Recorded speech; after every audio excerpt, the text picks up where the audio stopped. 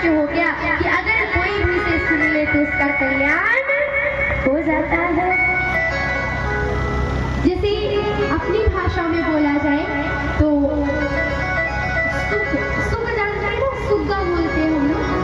अब इधर पता नहीं क्या बोलते हैं, सुगा जानते हैं? हाँ, दादी जानते हैं।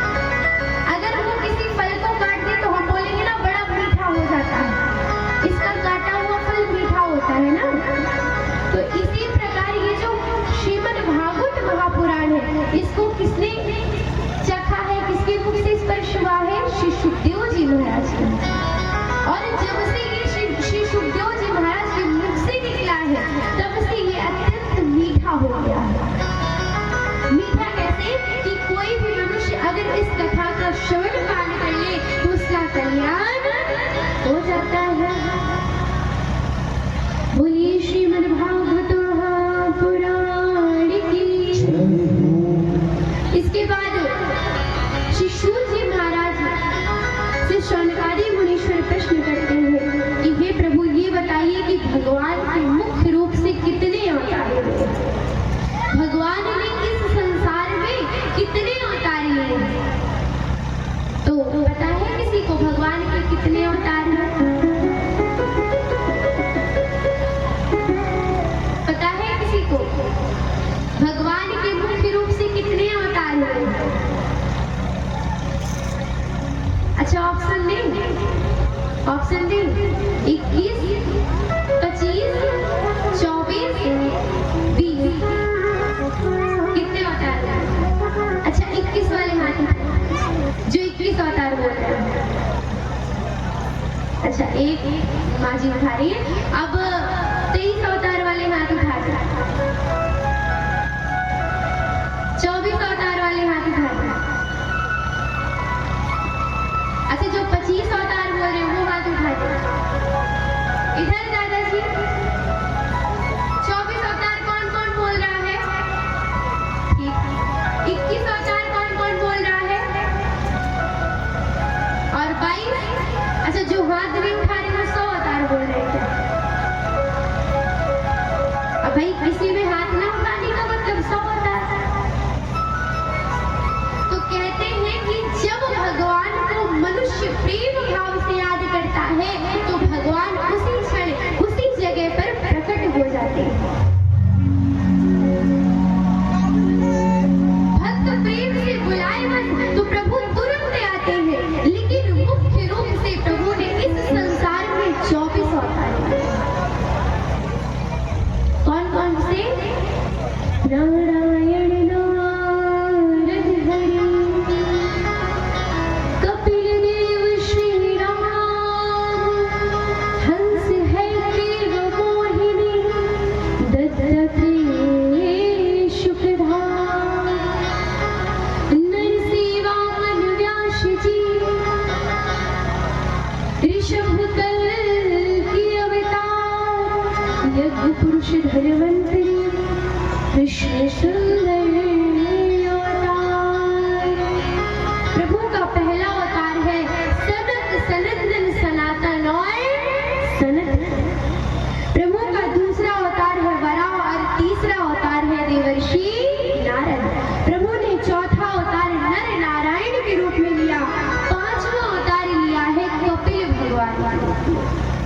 किसके रूप में? कपिल भगवान के रूप में। और छठा अवतार लिया है दत्तात्रेय जी के रूप में। सातवां यज्ञ नारायण भगवान के रूप में। और आठवां अवतार लिया है ऋषभ देव भगवान के रूप में। नौवां अवतार लिया है महाराज प्रभु के रूप में। और 10वां अवतार लिया है मत्स्य रूप में। और प्रभु ने 11वां अवतार कच्छप रूप में लिया। 12वां धन्वंतरी, 13वां मोहिनी और 14वां नरसिंह अवतार लिया। और 15वां वामन अवतार लिया, जिसमें प्रभु ने छोटा सा 52 अंगुल का रूप बना करके राजा बलि को छला। क्या मांगा था? 3 पग भूमि, है ना। हम आगे कथा का श्रवण पान करेंगे। अभी अवतार जान लेते हैं प्रभु के। एक एक अवतार की कथा आप सभी सुनेंगे। 16वां अवतार परशुराम जी के रूप में, 17वां व्यास जी के रूप में, 18वां अवतार राम जी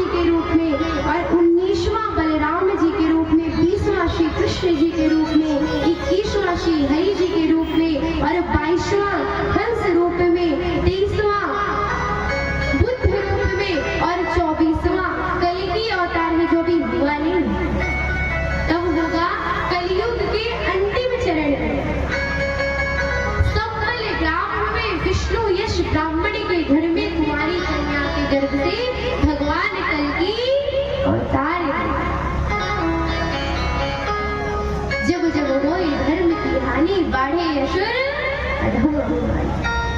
जब जब इस संसार में धर्म की हानि होती है और असुरों का राज होता है, तब तब भक्तों के कल्याण के लिए प्रभु इस धरा धाम में अवतार अवश्य ही लेते हैं। प्रभु इस संसार में अवश्य ही आते हैं। तो एक बात बताएं, जीवन में प्रभु को कभी भी आप विपत्ति आए किसी को मत पुकारिएगा, केवल और केवल श्री हरि को पुकारिएगा। देखिएगा किसी न किसी रूप में आकर के प्रभु आपकी मदद करेंगे। पता नहीं किस रूप में आकर नारायण मिल जाए। तो हमारे जीवन का सबसे बड़ा जो धन है वो क्या है? प्रभु रूपी धन। कभी मौका मिले प्रभु से मांगने का ना, तो प्रभु से धन मत मांगा करिए। प्रभु से कहिए, हे प्रभु आप बस मेरे हो जाएं तो मुझे और कुछ नहीं चाहिए। क्योंकि आप ये सोचिए, जब ये सृष्टि किसने बनाई? सृष्टि किसने बनाई? प्रभु ने, भगवान ने बनाई। तो सृष्टि के मालिक कौन हुए? जैसे आप घर बनाते हो तो घर का मालिक कौन होता है? आप। तो इसी प्रकार जिसने इस संसार को बनाया है, तो इस संसार का मालिक कौन है? भगवान। अब ये सोचिए, जब भगवान ही हमारे हो जाएंगे तो भगवान के द्वारा बनाई हुई सारी वस्तुएं भी हमारी हो जाएंगी। अगर हम प्रभु के सहारे सब कुछ छोड़ देंगे तो जब भी हमें आवश्यकता होगी तो बोलने की आवश्यकता भी नहीं, प्रभु पहले ही हमारे कार्य को सिद्ध कर देंगे, पूर्ण कर देंगे। जब भी मौका मिले, जब भी सौभाग्य प्राप्त हो, तो धन की जगह आप प्रभु को मांगिए। जिसे नाम प्यारे उसे नाम दे दो। जब भी मौका मिले तो हमेशा कहा करिए, जिसे नाम प्यारे उसे नाम दे दो। मुझे राम प्यारे, मुझे राम दे दो। मुझे राम प्यारे, मुझे राम दे दो। मुझे राम प्यारे, मुझे राम दे दो। मुझे राम प्यारे, मुझे राम दे दो। जिसे नाम प्यारे उसे नाम दे दो। जिसे राम प्यारे, उसे राम दे दो। जिसे नाम प्यारे उसे नाम दे दो। जिसे नाम प्यारे, उसे नाम दे दो। मुझे राम प्यारे, मुझे राम दे दो। मुझे राम प्यारे, मुझे राम दे दो।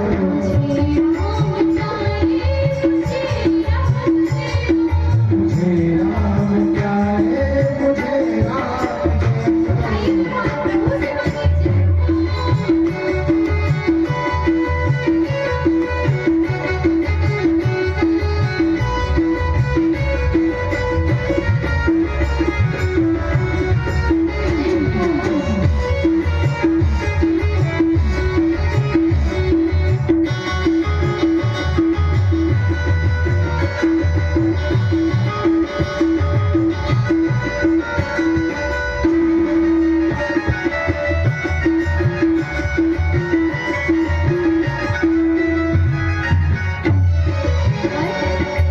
अगर इस जीवन में श्री राम जी नहीं है तो ये हमारा जीवन बेकार है। तो बड़ा प्यारा भाव है, यह जीवन अधूरा मेरे राम बिन है। ये जीवन अधूरा मेरे राम प्रभु है। ये जीवन अधूरा मेरे राम बिन है। ये जीवन अधूरा मेरे राम बिन है। किसी की उलझन में इसलिए उलझन में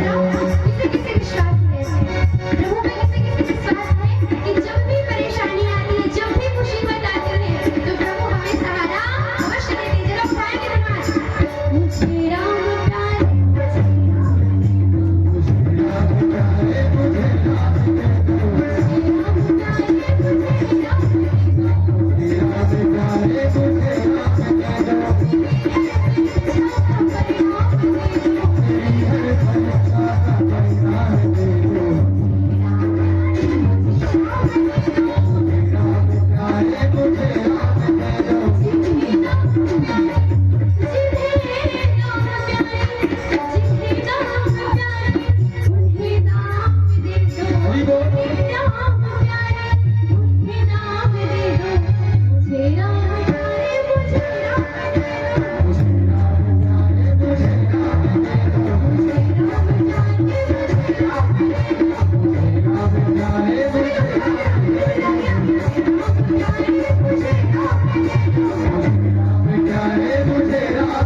दो, मुझे राम प्यारे मुझे राम दे दो, मुझे राम प्यारे मुझे राम दे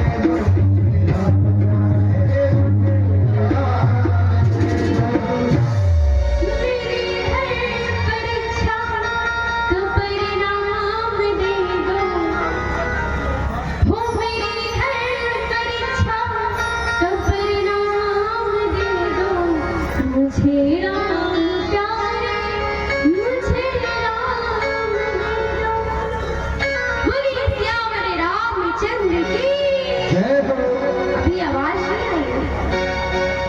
जरा प्रेम से, भाव के साथ सभी लोग प्रेम से बोलिए, बोलिए श्याम रामचंद्र की, बोलिए श्रीमद् भागवत महापुराण की। अभी भी भाई ऐसे थोड़ी बात बोले, फिर इस तरह प्रभु मिल चुके आप लोग। हाँ, आप सोच रहे होंगे हमें तो दाम चाहिए, प्रभु का क्या करेंगे, है ना? तो जिसे जिसे प्रभु चाहिए जरा भाव से आज प्रेम के साथ जयकारा लगाएंगे। बोलिए श्याम रामचंद्र की जय श्री राम, जय जय श्री सीताराम, श्री राधे श्याम, जय जय श्री राम, श्री हरि शरणम, श्री हरि शरणम, श्री हरि शरणम।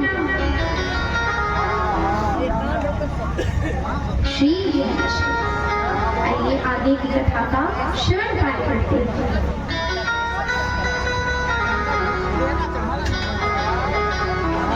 तो महाराज आज प्रभु के सुंदर अवतार की कथा के बाद श्री सूत जी महाराज से स्वर्णकारी मुनीश्वर प्रश्न करते हैं। क्या प्रश्न करते हैं कि हे प्रभु, ये जो श्रीमद् भागवत महापुराण है, कौन से युग में इसकी रचना की गई? कौन से युग में इसकी रचना की गई, हमें बताइए, हम सुनना चाहते हैं। तो आज सूत जी महाराज बताना प्रारंभ करते हैं। द्वापरे शमनु प्राप्ते तृतीये युग परे जातः पराशरत्योगी